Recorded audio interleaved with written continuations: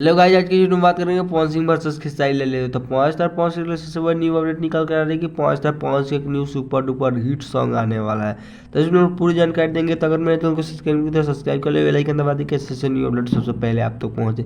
तो उस super duper hit song का पोस्टर रिलीज कर दिया गया है मरद से पहले। ये सॉन्ग बहुत ज़्यादा सुपर अभी मजा आएगा, सुपर हिट होने वाला है। अगर मेरे चैनल को सब्सक्राइब नहीं तो सब्सक्राइब कर ले, बेल आइकन दबा दे कि ऐसे न्यू अपडेट सबसे पहले आप तक पहुंचे।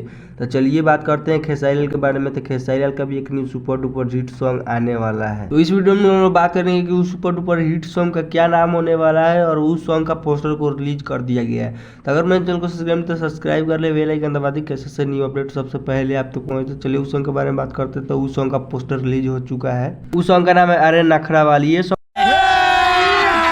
अभी मजा आएगा, बहुत ज़्यादा सुपर डुपर हिट होने वाला है। तो अगर मेरे चैनल पे नया है तो मेरे चैनल